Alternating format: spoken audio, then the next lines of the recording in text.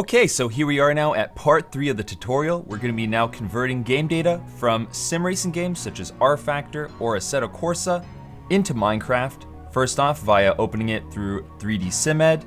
We're going to be opening up either .kn5 or .mas files. Then we're going to be exporting this as an OBJ. We're going to be then converting the textures with XnConvert from DDS to PNG textures. Then once we get it opened up into Blender, we're going to start culling our data a little bit, reducing the size and the polygon count. Then with ObjToSchematic, we're finally going to convert that data from Blender over from an OBJ file through that and then into a Minecraft schematic. We're going to be able to get this loaded onto our server or single player world and check out the map. So let's get into it, shall we? Let's go ahead and get our data. We're going to go and get this from online, given usually you're going to be getting online maps. Although if you have downloaded Assetto Corsa already, you can access the game files from Steam, and you can access the various maps that are inside the game.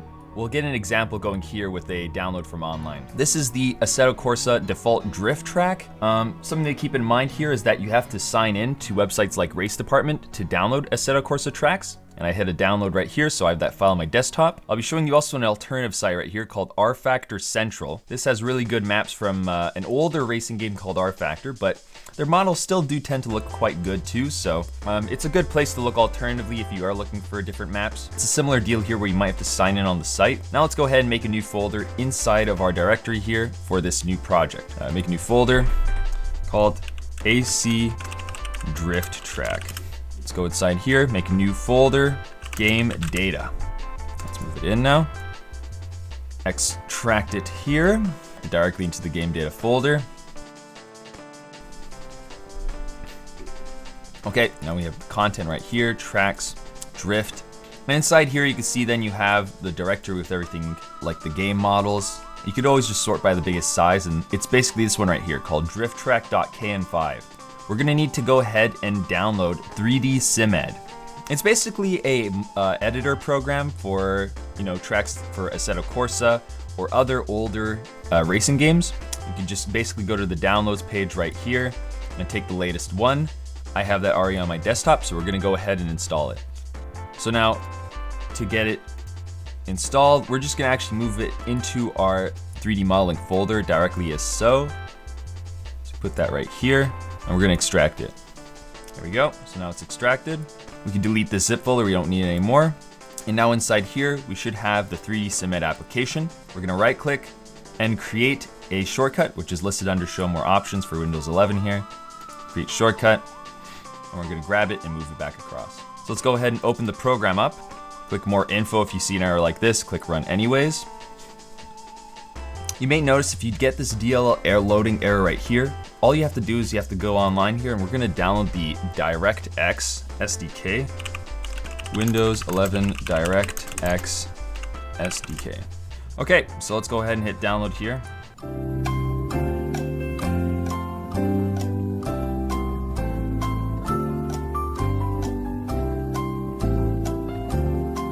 So after waiting an eternity, we finally installed DirectX. You can see right here, feature's been successfully installed. You might need to restart apps. You can close this off now and keep waiting longer for DirectX to install.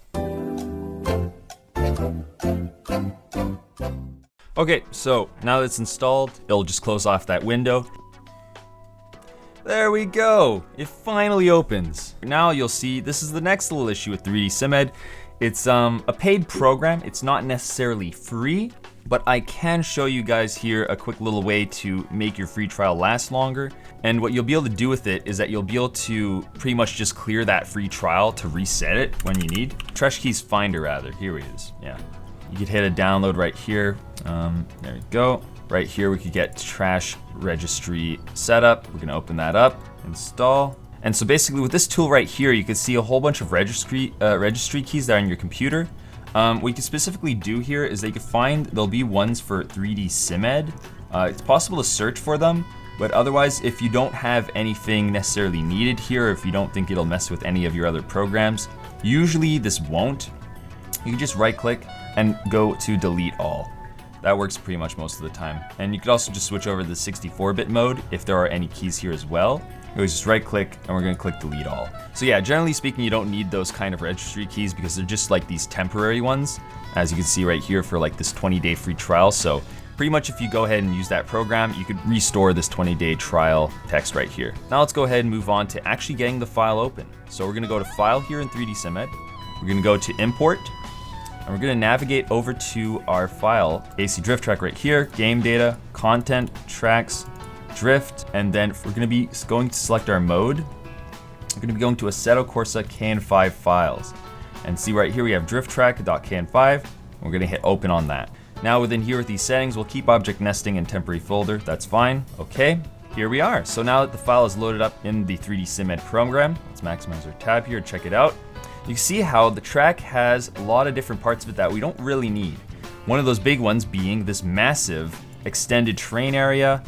And sometimes you'll also even see a skybox, a big dome over the map. So as you right click on that segment of the map, you click on that object, and then there's an X button right here to delete it. Otherwise, let's see if we can do the same for this big object. Maybe it's possible. Yeah, it looks to be that it did remove a little bit more terrain than I would have liked. So let's just go ahead and click Control Z to undo that. And we'll actually go and cut this down later on with Blender. Now, something else to keep an eye for is that right here you can see on track, we do have some red barriers that don't look to be needed. We're gonna go hit X on those. You see right there, we don't actually need those walls. They're maybe used as like hit detection zones for in the game, or they're walls that you don't want the car to be driving over. But at least for the purposes here of a Minecraft map, we could just go ahead and delete all those objects. So, but anyways, sometimes if you're importing maps from, let's say, Rfactor, you might see big black boxes for like checkpoint regions around the map. So you could always go around and just like right click on those to delete these boxes as well. And also with the arrow keys, that's something else that's useful. You could pan around your camera. Although the camera controls aren't as nice as using Blender, so generally you want to reduce the time needed in this program and just try to do as many things as possible in Blender. One more thing you can do as well, let's say I'm going to show you this trick here. I'm going to actually undo deleting the walls, and we're going to do it again just a different way here. So what you can go ahead and do is you can click on the Display tab, you can go on Object Filter, and we can scroll down this list until we find the specific kind of object that we want to be able to filter from the list. So let's say right now we're looking for walls. You can select all those walls right there and click OK. So now you see we're going to be only getting a visual of all the walls. And what we can do now is we can do Control A, Objects, and then Erase, so that all those walls get erased. Now we go back to the Object Filter. We click on All On, and we click OK. There we go. Now you can see right here that all those walls were deleted at once. That's a good trick you could apply to any other sorts of objects, whether they be checkpoints, starting locations. So here we go. It looks like now that the model has been nicely cut down, we could go ahead and export this file as an OBJ. So we're gonna go to File, we're gonna go to Plugin Export. Now we're gonna go ahead to Minecraft 3D model folder again, AC Drift Track, this is our project folder. We're gonna right click in here, File, New, Drift, Track, Export V1. There we go. And now inside there, we're gonna set our mode over to be a wavefront OBJ and click Save. Everything inside here you could just leave as default and click OK. So let's go on over here then to AC Drift Track, check inside. Let's go check it out right now in 3D Viewer that we got beforehand there and see if it loads up properly. And there we go, perfect. So now you can see within 3D Viewer that the model does load up actually quite nicely. Although it does have some weird coloring effect right here with the ground being yellow. You can always check back in 3dsCIMED to see if that is something that you can remove. If I right click right here. Only thing is that what I'm seeing from the objects list, it doesn't seem to be something I can really delete. So we're gonna just have to deal with having this sort of yellow textured material. So we're gonna hit exit now on 3dsCIMED. So let's go ahead, we're gonna open up Blender now and start reducing the size of our model. Let's go ahead now, we're gonna import the OBJ that we had gotten from the game. Let's go on over to Minecraft 3D modeling here. We're gonna go to AC Drift Track Export V1, and open up this OBJ file to get the model loaded. So here we go, it's loaded into Blender. We can zoom out a little bit and set our mode here on the viewport over to have textures. And actually it doesn't look too bad here now that we're seeing in Blender. It looks like that yellow effect seemed to have gone away here a little bit. Although you do have a lot of these weird black edges, that seems to be just from some kind of like material that's being applied. And even though the trees also may look weird here, this will go back at least once you do export the file again, and it'll look fine as we saw in 3D Viewer. So more importantly though, let's go ahead and extend our clip plane so we can see further. So I'm gonna hit the N key, I'm gonna go to View, I'm going to change my end distance right here to around 10 or 20,000. That looks to be fine for our model size. To hit N to close the menu. Now let's go ahead and cull down the size of our object. So we're going to click A to select the whole object. We're going to change from object mode over to edit. And then we're going to go ahead and change our viewport over to the wireframe model. Perfect. Now from the wireframe, we could go ahead and remove some outer segments of the track. I still see your bus stop on my route. Can't buy back the shares that I sold you. Now we can look in much closer and let's go see how the model looks. Change back to object mode, turn off the wireframe, and here we go. Otherwise, let's go ahead and actually, I'm gonna also remove a few of these trees right here, so this way the model is even smaller. It's generally best to do this, especially with World Edit, because of the fact that World Edit can be confined in terms of number of block volume inside your model. So that's a simple World Edit limitation that can cause ObjToSchematic to crash if you're exporting. So it's always a good idea to try to reduce your model as much as you can to just the racetrack that you're going to be working with. Let's go back to object mode and check it out. The model looks like it's in a lot better shape. And now we're going to go ahead and move on to the next part. We're going to go and reduce the polygon count. So let's go to the right tab right here where we have modifier properties. We're going to add a modifier, decimate. We're going to of course click just the A key so to make sure that everything is selected. And you can see right here that in this particular model of the drift track, our face count is far over 1 million faces. So that definitely is something we want to reduce so this way ObjToSchematic doesn't give us any errors. Let's go ahead here into the ratio. And as we remember from before, we can put anything between 0 and 1, ideally above 0.6. So let's just go ahead and try out something like 0.8 to begin with and see if that reduces it enough. So there you go, 0.8 reduced us to 943,000. Just to be on the safe side, I'm going to reduce this even more to around 0.7.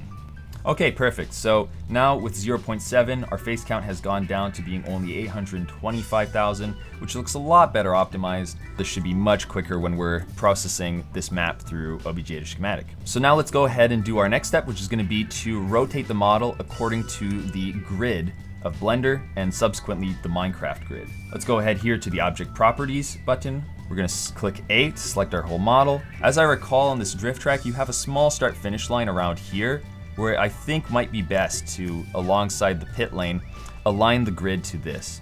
Now let's do my 26 maybe. Looks to be almost close. I'm gonna change over to the move key right here to move the model over just a little bit. And we're gonna move it below the grid so I could nicely see the alignment with this red line here. Let's go ahead and now try out seeing a true projection view of the map. So let's go ahead and click that X button right there on our viewport. I'm gonna go on my numpad and hit 8 to go up a little bit, and hit 5 so I get another true projection view of the map. I still see your bus stop on my route. Can't buy back the shares that I sold. All right, so we can hit 5 on our keyboard again there to go back to the perspective image. One more thing, of course, before we export and after we've changed all those rotational things and different values, we want to apply them again. So let's go hit A to select the object. We're going to do Control A to apply, and we're going to do all transformations. There we go. Everything's back to 0 now, and the model's transformations have been applied. So we can go ahead and now go on File, Export, Export as a .glb file, because we'll be trying ObjToSchematic Web. Let's go to Minecraft 3D Modeling, AC Drift Track. Let's make a new folder, Drift Track culled v1, culled v1.glb. There we go. We can hit save. And now the same applies as we saw beforehand with the Google Maps models, where you can also go ahead and split and merge this model if you need to, depending on how big it is, and you could reference this against real life models quite easily. So now we have that saved, we export it. We're also just gonna go ahead and save the file, just in case we wanna be able to edit this later on. Let's go in Drift Track culled, we'll call it the same name, .blend, save that, and then we can close off Blender. So what we're gonna go ahead and do is we're gonna export this through ObjToSchematic as we'd seen before in this tutorial. We're gonna get into Minecraft. And now a special trick, of course, is that generally with these, 3D racetracks, you can actually find data for them online. After doing some digging right here, this was this Reddit post that told me this track is actually available in real life. And I can actually find it right here, see on Google Maps. So this will serve as a good measurement for later on when I'm trying to reference how tall I should scale my model in ObjToSchematic. All right, let's go ahead and open up ObjToSchematic Web. So let's go ahead and open up the .glb file for the drift track. See, because of the fact that we're opening it up as a .glb, we don't actually have to worry about using XnConvert to change the textures from DDS over to PNG. It's all just stored inside the file, so this should be able to open up now. There we go. The model nicely opened up, and we have all textures inside. We're gonna set a height to just begin with of something relatively small. Let's go see if 30 looks okay. Okay, so 30 seems to be just a little bit on the small side. I think we'll go for more than that. Let's try 40. And yeah, okay, 40 looks a little bit better, at least to start with as a reference for measuring. As you can see, it's not always perfect, this program, when it comes to trying to get the models to look good in Minecraft. Right here, for some reason, this whole texture right here became blue, but at least the model looks relatively good in terms of the shaping, and textures can always be changed down the line anyways with World Edit. Let's turn dithering off, increase our smoothness just a little bit, and we'll assign blocks. There we go. So now we've assigned blocks, we can go ahead and export as a sponge schematic, or a .schematic, depending on whatever actually works with the program, but it's best to do a sponge schematic because this will preserve all the textures that you have inside. And we'll hit export. So now the file right here in our downloads, let's go ahead and just rename this. We're gonna call it culled v1. We're gonna put a 40 at the end, and this way you know that it was scaled to a 40 height. Let's just put it into drift track right here. There we go, we can paste it down. So we have our first version of our schematic. Okay, so let's go see what it looks like here on maps, the distance that we're gonna be measuring against right here. Let's measure the distance of the pits right here. We see it's 84.26 meters long. Let's go compare that to in-game. Okay, so anyways, I always like to just teleport myself further out like that. We're just gonna go ahead and do another set block, minus tilde minus 1, tilde, gold block. All right, let's go ahead and do schem load, and then the schematic name that we had here, which is gonna be drift track culled v1-40.schem. Loaded, and then we're gonna go paste it, minus A, so that there's no error. You can go around inspector now. It looks like it pasted it actually pretty quickly. So now we can go ahead and fly around and check it out. Okay, so flying around, it looks like the model has come in actually quite nicely. Even though there are some weird segments of glass right here below the world, that is all stuff you can just mask out or replace. So as we saw in maps right there, we're gonna go ahead and measure the distance of the pit lane right here. So right here, it looks like we have a distance of about 112 blocks long. For my case, I think I actually am going to keep this as is because it looks to be that it is actually kind of nicer to have this map be slightly oversized than what it said online of there only being 80 blocks long. So I think at least for this case, the map does look to be good the way it is. But of course, if you ever want to downscale it, you can just apply the method that we saw before in the Google Maps segment of the track tutorial. But at least right now, it does actually look quite good. I'm going to go ahead and start masking out blocks here to fix up the model a little bit. Let's go ahead and do that right now. We're going to go ahead and actually go and //cell poly. Let's go pose 1 down over here, and we can just fly around the track doing //pose 2 continually every single time, see, like that, to extend the size of the big polygon selection we have on the track here. There we go. So now we have a whole selection of the track. We can go ahead and start replacing some of these blocks. //replace brown stained glass, brown concrete. There we go. This looks a little bit easier to work with. Let's do the same here with light gray stained glass. There we go, looks good. Do the same here with this. It should be, I think, white. There we go. And now let's do the same here with a few of the runoff areas as we remember seeing on that image, and replace the blue concrete with grass block. Go. And otherwise, these blocks right here, they look to be a part of a mask that I might just do manually because I did notice there being certain blocks like these. Let's say I think the warp planks are being used over here on the sides, or the prismarine. So I'm gonna go ahead and do that more by hand or manually. But otherwise, you can see right here how the map has been now imported into Minecraft, and it does give you quite a good reference to begin with because now you have a full layout of the circuit, you have a reference for where pits are supposed to be positioned, and you can really make an accurate full-scale model of a track this way. Okay, and so let's go ahead and do now the final part of the tutorial where we're gonna be basically running the Assetto Corsa Drift track to convert it.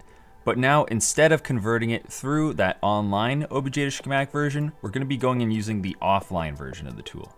So the thing with the offline version of the tool is that it can only load up OBJ files. So let's go into Blender and we're going to export it again now. Open recent, let's open up Drift Track again. Okay, and then from here, let's go and export. There we go, and now export there. Okay, it looks good. Now we can close off Blender. And now let's go ahead with ObjToSchematic and try to load up this file and we'll see what happens. So it's importing. But now we see the first issue that comes about when trying to use the offline version of this tool is that it cannot read these textures in DDS format. So what we're gonna go ahead and do is use this program called XnConvert to convert those DDS textures back into PNG ones. because of the fact that we know that our drift culled map right here is using the textures from our export v1 folder right here, these are all the textures that we're going to want to go ahead and convert. So first off, let's go ahead and get XN actually inside of our folder. So let's move it over to here. We have the portable version. I can actually go show online here real quick. So let's go get XnConvert. So we'll go to their website right here. I'll link it down in the description.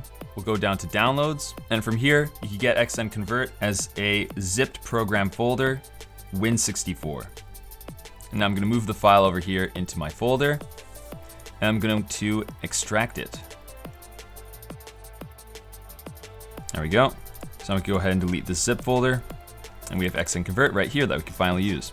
So let's go ahead and I'm just going to right click on the program, show more options. I'm going to make a shortcut. We're going to move that up to the main Minecraft folder so you can access everything from up there. So this is effectively what you could end up with eventually. So you can have a nice full folder here set up with all the different things you need to document the process. But now let's go and open up XnConvert and get these textures converted for the AC drift map. So we're just going to keep that open on the side here. These are all the textures that we do want to convert. And now let's look inside XnConverter on how to do that. So to do so, we're going to go ahead and click on Add Files within the program. You can pretty much just go ahead and just copy this directory right there, select it, Control C. I'm going to click over to here and Control V, paste down that directory. And then from inside here, you could pretty much just do Control A, so everything gets selected, and hit open. There we go. So now that all the files are in here, first we want to go look at the output. File name result, we're going to want to change that to just being the same file name. We don't want any differences. Otherwise, the format is what we're going to look at right here. We want it to not be same as original, but we want it to be in a PNG format. PNG, now it looks like it'll convert it with the exact output we want. That's the same name, but then just .png. Just go back over to here with input. I'm going to hit convert, and hopefully we'll see the output go nicely. Otherwise, it looks like everything did convert over nicely. So we have the original .dds version, and right next to all these files, you can see right here, if I go in properties for that file, it is a .png image file now. So now that's done, we can close off XnConvert, and let's move over to assigning these files to now reference the PNGs instead of the .dds textures. Because the whole point is that ObjToSchematic will read the PNGs, but it cannot read the DDS files. So let's go back here to our program where we have the .mtl. We're gonna go ahead now and open with Notepad++. So now you can see right here, now we have Notepad open. You see the MTL has all these texture paths defined. So these paths are exactly where we were before. See, it was AC drift track export v1, and it was all referencing these .dds files. Whereas what we want for ObjToSchematic is we want to turn all of these to .png. Now, some maps you may load up will have a lot of textures all listed here, and there'll be a very long list. So you don't want to do this by hand. What's better to do is that you want to use the replace function. So first off, we're just going to do Control F. And we're going to go over to the tab right here called replace. So it's going to say find what? We're going to find .dds, and we're going to replace it with .png. And we're going to go ahead and replace all. There we go. It pretty much does it instantly. We just close that window. Now all these maps are being loaded with their .png formats in mind. So now we can go ahead and just do Control S to save the file. We're going to close it off. So let's go ahead, open up that wavefront. We're going to open up that model again, load mesh. And there we have it. So after reloading the model, applying all those DDS textures again, it looks like now we finally can load up the model in ObjToSchematic and run through it as we had done before. To go ahead, re-export the model, and we can set it to, let's say, a height of 40, which is what we had defined beforehand. And pretty much most of the settings are the same, except now you also have things like more particular options over here, like being able to change the texture atlas or the block palette to a schematic friendly, dithering off, assign blocks. And it does look a little bit different as you can see through this method. It looks like that blue arrow on the grass is now white instead, so maybe that is a little bit easier to work with. And we can just export it as a sponge schematic, and we effectively get the same result here. So you can just call this drift track culled V2-40 or whatever. And there you have it. This has pretty much been one of the big projects of mine within the past few months, is to develop a method for bringing maps into Minecraft better from racing games. And now that you guys are equipped with this folder, you could always pack this up if you ever want. It's much easier to take around. And yeah, I hope you guys enjoyed this video, and I cannot wait to see the great maps that you guys will make with this sort of process too. Have a good one. Yeet. Hey, off the track, what the hell? Get off. Hey, cause me on the track. One. It is lights on, away we go for the Belgian Grand Prix. Let's go see the run here, the turn one. We have Lapis staying ahead of Deft and Noah. They're fighting it through. Rocky gets bumped to the inside, falls down a few places right there. You have people going wide like Laser. Killer getting reset, it seems. Jolly also in a wall. Let's go back up. Gotta watch the Lapis's lead here right now over Captain Noah. Noah's close behind, but then we have Ozone, who's already fighting up for P second. Over Noah through Eau Rouge, up to Radion. Let's see right now. The exit onto the Camel Straight. Ozone is holding on for dear life in this little fight for second right now. Ozone's still holding on though. Trying to see on the left, and it looks like he's yielding right now. Ozone goes a little bit wider, yields to Noah through turn 12 here.